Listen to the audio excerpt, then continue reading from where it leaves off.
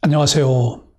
10월 23일 금요일 아침입니다. 말씀과 함께 새롭게 여는 소망의 아침을 시작하겠습니다. 그렉 노리는 주님을 모른다면 결코 행복할 수 없다. 행복은 그분을 알아감의 결과이기 때문이다 라고 말을 합니다. 오늘 골로새 3장 1절로 11절까지 말씀을 함께 묵상하기를 원합니다. 오늘 이 말씀을 통해서 찾음과 버림이라고 하는 주제로 함께 은혜를 나누려고 합니다. 그리스도와 함께 살리심을 받은 우리는 위에 있는 것을 추구해야 합니다. 우리 생명은 그리스도와 함께 하나님 안에 감춰져 있다가 그분과 함께 영광 가운데 나타날 것입니다. 그러므로 옛사람의 행위를 벗어버리고 그리스도 안에서 하나님의 형상을 따라 새 사람을 입어야 합니다. 성도는 실생활에서 성경이 진리임을 증언하며 가르치고 그렇게 살아내야 합니다. 이를 위해서는 바른 믿음의 토대를 쌓는 것이 중요합니다. 모든 그리스도인들은 각자 그리스도의 죽음뿐 아니라 부활에서도 그리스도와 연합되었습니다. 이를 깨달은 사람은 언제 어디서든 위의 것을 생각하며 주님과 동행하려 합니다. 또한 자신이 아는 진리를 삶에 적용하도록 애쓰며 살아갈 것입니다. 성도의 생명은 하나님 안에 있습니다. 그리스도와 함께 다시 살리심을 받은 우리는 부활의 삶을 삽니다. 거짓 교사의 가르침처럼 신비 체험을 통해 하늘에 이를 필요가 없습니다. 우리는 그리스도와 함께 이미 죽었고 하늘의 시민이 되었습니다. 비록 현세와 그 나라 사이에 긴장 가운데 살고 있지만 우리 생명은 그리스도와 함께 하나님 안에 감춰져 있어 악의 세력으로부터 보호를 받습니다. 이제 그리스도인은 위의 것을 찾으며 살아야 합니다.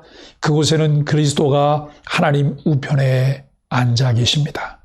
그리스도가 재림하시는 날 우리도 영광스러운 부활의 실체로 나타날 것입니다. 또한 그리스도와 함께 영광의 자리에서 만물을 다스리게 될 것입니다. 그리스도는 우리의 현재요 확실한 미래입니다. 왜 성도들은 위의 것을 생각하고 땅의 것을 생각하지 말아야 할까요?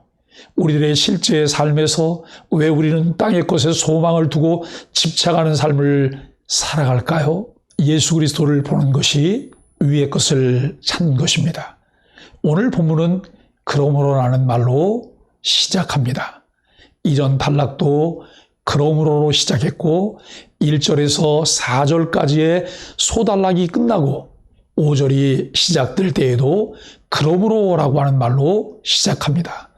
이어지는 인과관계를 통해 비슷한 내용이 반복되고 우리가 추구해야 할 것과 버려야 할 것이 선명하게 대조됩니다. 위의 것과 땅의 것, 옛 생명과 새 생명, 옛사람과 새사람과 같이 반복되는 선명한 비교를 통해 우리가 찾고 생각하고 입어야 할 것이 무엇인지 분명하게 알게 됩니다. 우리는 위의 것을 찾아야 합니다. 위의 것을 찾으라는 말은 결국 하늘에 계신 예수 그리스도를 끊임없이 추구하라고 하는 말씀입니다.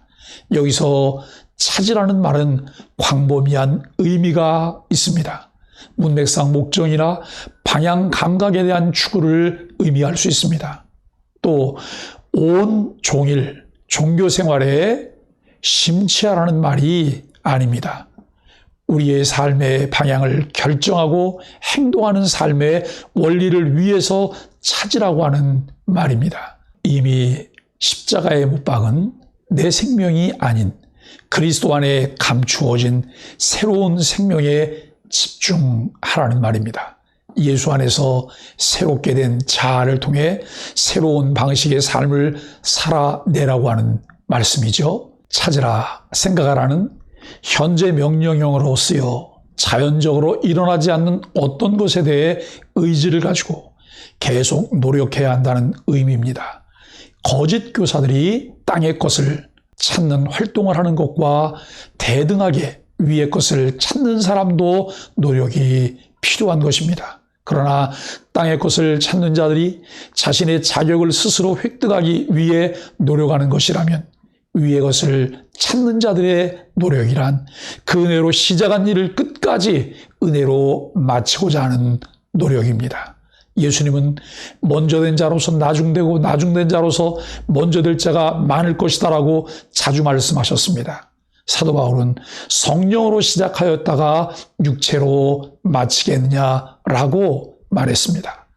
모두 예수 그리스도의 전적인 은혜로 시작된 구원을 끝까지 은혜의 선물로 여기는 삶을 지속하는 일에 힘써야 한다는 것입니다. 끝까지 예수 그리스도를 놓치지 않고 살아야 합니다. 그래야 새 사람의 생활이 가능해진다는 것이죠. 옛사람을 벗는 것은 새 사람을 입는 것과 다른 말이 아닙니다. 위의 것을 찾는 사람은 땅의 것을 생각하지 않습니다. 땅에 있는 지체 곧 음란과 부정과 사욕과 악한 정욕과 탐심을 죽입니다. 그러나 골로새 교회는 아마 위의 것을 찾아야 할 성도들이 땅의 지체에 속한 모습을 보여주고 있었던 것 같습니다. 서로 싸우고 분노하고 비방하고 부끄러운 말과 거짓말하는 모습이 낯설지 않습니다.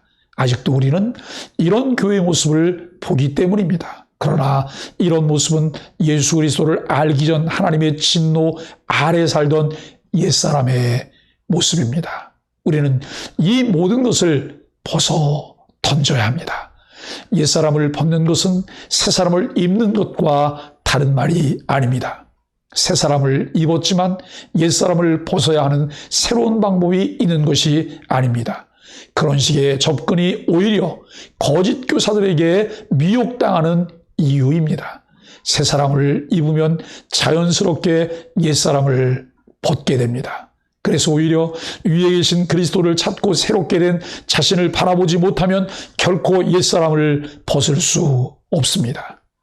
새사람에게 나타나는 특징이 무엇일까요? 그들에게는 차별이 없다고 11절이 말합니다. 왜 그럴까요? 포도원 품꾼의 비유를 생각해 보십시오.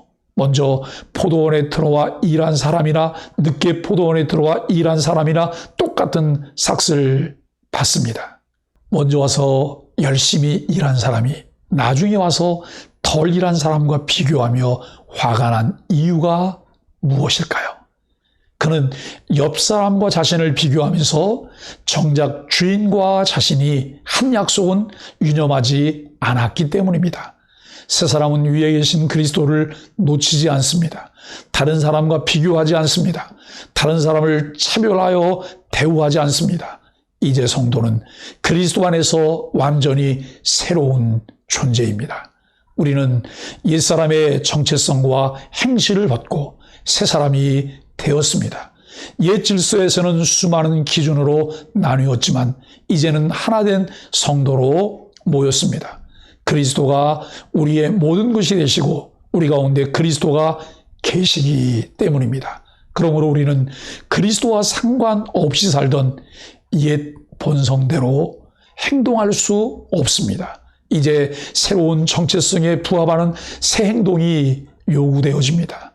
육체적인 음행의 죄로부터 내밀한 탐욕의 죄까지 인간관계를 파괴하는 분노에서부터 교묘한 거짓말까지 옛사람과 함께 죽은 땅의 본성이 다시 활동하지 못하도록 해야 합니다. 오직 그리스도를 알아가며 그분의 형상으로 옷 입어야 한다는 것입니다. 하나님의 진노가 임하는 땅의 본성과 성도가 벗어버릴 옛사람의 행위는 어떤 것들인가요? 새 사람으로 위의 것을 찾기 위해 회개하고 벗어버려야 할 내 옛사람의 모습은 무엇이 있을까요? 이제 그리스도 안에서 새 사람이 되었으니 다시는 옛 본성을 따라 욕심대로 살지 않고 은혜 안에 하늘나라 시민으로 매일매일 저 천성을 향해 나아가야 되기를 주님의 이름으로 간절히 축복합니다. 기도하겠습니다. 천국 시민이라고 고백하면서도 땅의 것에 집착하며 땅만 바라보고 사는 저를 불쌍히 여기소서. 만물의 주인이신 창조주 하나님을 아버지로 둔 자녀로 새롭게 거듭난 것에 감사하며 죄악된 옛 습관을 버리고 거룩함을 이루는 하늘에 속한 사람으로 살게 하소서. 기도하겠습니다.